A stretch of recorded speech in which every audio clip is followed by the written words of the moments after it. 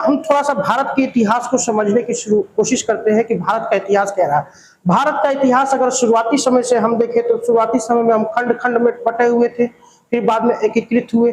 जैसे कि अगर हम शुरुआती समय से देखें तो शुरुआती समय वैदिक सभ्यता से अगर हमारी शुरुआत होती है माने तो ऐसे तो सभ्यता की शुरुआत हड़प्पा सभ्यता से, हड़प्पा सभ्यता के बाद वैदिक सभ्यता में हम देख रहे थे कि कबीलाई जीवन व्यतीत कर रहे थे। उसके बाद उत्तर वैदिक काल में आते हैं तो उत्तर वैदिक काल में हम कबीलाई जीवन को छोड़ करके एक तरीके से देखिए अस्थाई जीवन की तरफ हम अपनी प्रक्रिया को शुरुआत किए हुए थे। ठीक है, फिर जैसे ही महाजनपद काल में आते हैं तो फिर छोटे छोटे टुकड़ों में बटे हुए थे। उसके बाद देख रहे थे कि एक साम्राज्य की स्थापना हो रही है। एक टुकड़ों में बटा हुआ भारत एक साम्राज्य के तौर पर आ जाता है जिसे मगध साम्राज्य के नाम से जानते हैं। मगध साम्राज्य के अंतर्गत कई एक सारे वंशों ने अपनी सत्ता व्यवस्था को स्थापित किया।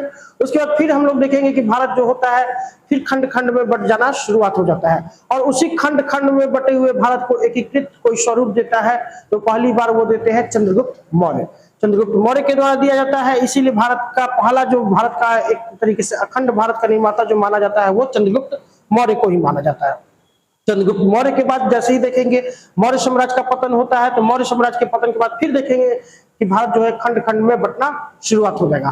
फिर वहां से खंड खंड में बटेगा तो फिर भारत को एकीकृत करने का जो प्रयास किया जाएगा वो गुप्तों के काल में किया जाएगा, गुप्त वंश के शासकों के द्वारा किया जाएगा। गुप्त वंश के शासकों के बाद हम लोग देखेंगे जैसे ही गुप्त वंश का पतन होगा उसके बाद गुप्तोत्तर काल के नाम से जाना जाता है। फिर भारत जो है खंड खंड में बंटना शुरुआत हो जाता है, कई सारे छोटे छोटे क्षेत्रीय राजवंशों का उदय होना शुरुआत होता है। फिर अब गुप्तोत्तरों के बाद हम लोग देखेंगे कि गुप्तोत्तर के बाद एक तरीके से राजपूताना का शासनकाल आता है। राजपूतानाओं के शासनकाल में भी देखेंगे भारत फिर से एक तरीके से खंड खंड में बंट जाना शुरुआत हो जाता है राजपूत काल में। वहां से बढ़ता है तो फिर दिल्ली सल्तनत की स्थापना होती है। दिल्ली सल्तनत के माध्यम से फिर उसको एकीकृत किया गया, एक सूत्र में बांधा गया, एक विशाल तरीके से एकीकृत साम्राज्य की स्थापना की गई। दिल्ली सल्तनत देखेंगे कि लास्ट में दिल्ली सल्तनत भी जब कमजोर पड़ता है तो भारत फिर खंड खंड में टूट जाता है। खंड खंड में टूट जाता है तो फिर उस भारत को एकीकृत करने का जो कार्य किया मुगलों के द्वारा किया गया। मुगल उस साम्राज्य को बांधने में स्थापित करने में सफलता को प्राप्त करते हैं। मुगलों के लास्ट में हम लोग जो देख रहे हैं मौर्योत्तर काल में जैसे हम लोग मुगल के अंतिम समय में जब हम लोग पहुंच रहे हैं तो वहां पर भी देखेंगे कि एक तरीके से भारत जो है फिर खंड खंड में बढ़ जाता है। कई सारे क्षेत्रीय अलग अलग राजवंशों की उदय होता है जिसमें से प्रमुखता से हम लोग देखेंगे कि हैदराबाद था, जुनागढ़ था, फिर से कश्मीर अपना अलग था, फिर से इधर बंगाल अपना अलग था, अवध अलग था। ये सारे छोटे छोटे साम्राज्य अपनी सत्ता व्यवस्था को स्थापित करते हैं। फिर उसके बाद हम लोग देखेंगे कि ब्रिटिश साम्राज्य आ जाते हैं।